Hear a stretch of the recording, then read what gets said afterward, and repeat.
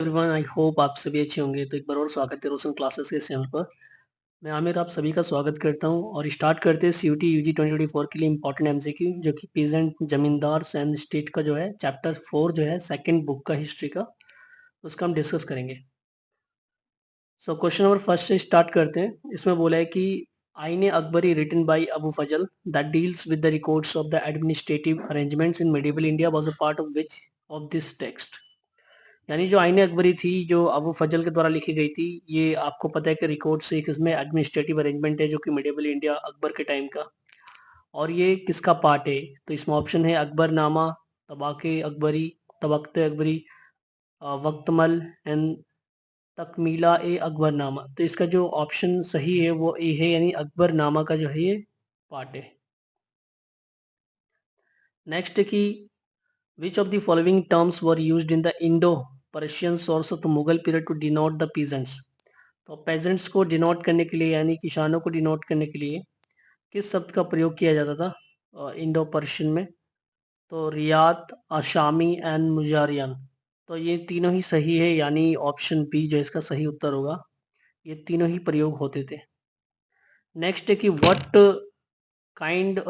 Was खुदा खास्ता and पाही कास्ता इन मुगल पीरियड। तो खुद कास्ट एंड पाही कास्ट क्या होता था? तो type of revenue, type of crops, type of administrations यानी टाइप ऑफ फार्मर्स। तो इसका जो सही आंसर होगा ऑप्शन डी होगा, यानी टाइप्स ऑफ फार्मर्स। इनको हम कहते थे खुदा कास्ट एंड पाही कास्ता। नेक्स्ट है कि term pahi kasht refers to which of the following.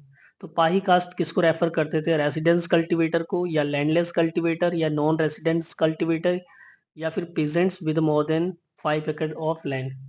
तो पाही कास्ट का जो शब्द है किसके लिए प्रयोग किया जाता था? तो पाही कास्ट जो शब्द है ऑप्शन ए, यानी आपका रेसिडेंस कल्टीवेटर, सॉरी, इसका जो आंसर सही होगा वो है नॉन रेसिडेंस कल्टीवेटर के लिए प्रयोग किया जाता था। Non residence cultivator. नेक्स्ट आता है कि Baburnama the autobiography of Babur was composed in. तो किस भाषा में इसको कंपोस्ट किया गया था? तो इसका जो सही आंसर होगा ऑप्शन ए, यानी टर्किश यानी तुर्की भाषा में प्रयोग किया, कंपोज किया गया था। नेक्स्ट है कि during the reign of which of the following ruler cultivation of tobacco was introduce in India. So tobacco यानी तंबाकू का प्रयोग किस मुगल राज राजा के दौरान इसका यूज किया गया था? तो ये अकबर जो है उसके टाइम पे इसका प्रयोग किया गया था, स्टार्टिंग किया गया था। तो ऑप्शन बी जो है सही आंसर होगा। नेक्स्ट है कि which of the following empire prohibited the use of टैबेकू।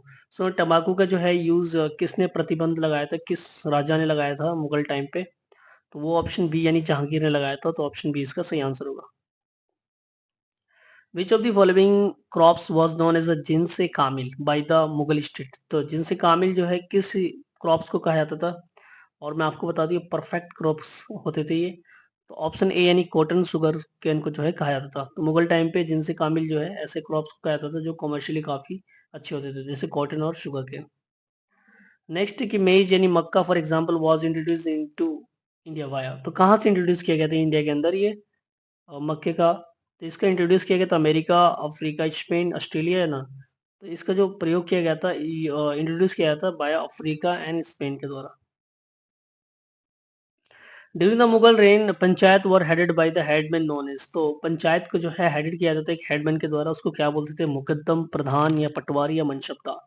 तो मुकद्दम जो है एक पद होता था जो कि पंचायत के अंदर जो है एक हेड होते थे पंचायत का, उनको कहते थे। तो ऑप्शन ए जो है सही उत्तर होगा। नेक्स्ट है कि scavengers in Muslim community were called.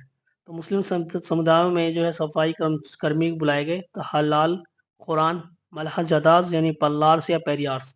तो ऑप्शन ए जो इसका सही आंसर होगा, यानी हलाल कुरान।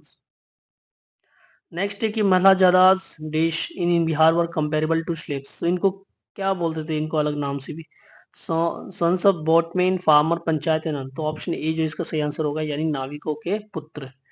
तो सॉन्स ऑफ बोटमैन। नेक्स्ट है कि with reference to medieval India village panchayat consider the following statement. So पहला हमें विलेज पंचायत का देखना है जो मिडेवल इंडिया के टाइम था, मुगल के टाइम पे। This use to be assembly of elders, exactly, क्योंकि असेंबली ऑफ एल्डर्स यानी बड़े बड़े बुजुर्गों का जो एक असेंबली होता था। The decision made by this panchayat were binding on the member, yes correct, क्योंकि जो भी डिसीजन लेते थे पंचायत के अंदर वो बाइंडिंग होता था मेंबर्स के ऊपर। नेक्स्ट है कि village headman held office until his death post which new headman was nominated by the state, no, ये इनकरेक्ट है, ऐसा कुछ नहीं होता था। नेक्स्ट है कि the panchayat drive its fund from contribution made by individual to common financial pool, हाँ ये लोग जो है वो इंडिविजुअल्स इसमें डोनेट करते थे या फिर उसको फंडिंग करते थे पंचायत को, तो उन्हीं से ये चलता था। तो A B and D is the right answer, तो ऑप्शन ए जो है सही है इसका। नेक्स्ट है कि what place did the lands become the artisans मिराज और वतन्स, किस प्लेस पे जो है ये जो है जमीन बन गई आर्टिजन के मिराज और वतन, तो ये जो सही आंसर होगा 13 का ऑप्शन जो है इसका होगा आपका 13 का ऑप्शन यानी बंगाल, वो महाराष्ट्र होगा, ऑप्शन सी जो है सही उत्तर होगा। Jajmani system in traditional Indian society was based on which of the following, तो जजमानी सिस्टम जो है किस बेस्ड पे था, तो बार्टर सिस्टम के बेस्ट पे होता था, इन गुड सर्विस का एक्सचेंज होता था। What is the main occupation of the merchant known as the शeriff स्टेट साहूकार महाजन चेट्टी, तो एंशिएंट टाइम्स इनको अलग अलग नामों से बुलाया जाता था, ये कौन होते थे, कंस्ट्रक्शन, टीचिंग या बैंकिंग ट्रीटमेंट, तो ये जो है ऑक्यूपेशन का होता था बैंकिंग का। नेक्स्ट है कि with reference to the medieval India which of the following is correct sequence in ascending order in terms of size, ascending यानी बढ़ते क्रम में लगाना है सबसे छोटे से बड़ा, तो इसमें देखना है कि मेडिवल टाइम में क्या था, तो ऑप्शन जो इसका सही आंसर होना चाहिए, सबसे पहले प्रज्ञा होता था, उसके बाद सरकार और सूबा, सूबा सबसे बड़ा होता था, तो ऑप्शन ए जो है सही आंसर होगा। नेक्स्ट है कि पेशकस रेफर टू, तो 18 का जो आंसर होगा ऑप्शन बी यानी part of the revenue given to the Nizam by the jagirdars, तो जागीरदार्स के द्वारा जो निजाम को जो रेवेन्यू दिया जाता था उसको बोलते थे पेशकाश। नेक्स्ट है कि Chandimangala was composed in which of the following language during the 16th century CE, तो चंडीमंगला जो है किस लैंग्वेज में इसको कंपोज किया गया था, तो ऑप्शन सी जो है बंगाली लैंग्वेज में इसको कंपोज किया गया था। नेक्स्ट है कि Chandimangala as a 16th century text was composed by, तो किसके द्वारा कंपोज किया गया था, तो मुकुंदरम चक्रवर्ती, तो option D is the right answer. तो ये सभी 20 क्वेश्चन जो है इंपॉर्टेंट है एमसीक्यू के लिए मैंने करवा दिया। आई होप आपको ये पसंद आएगा। Thank you so much.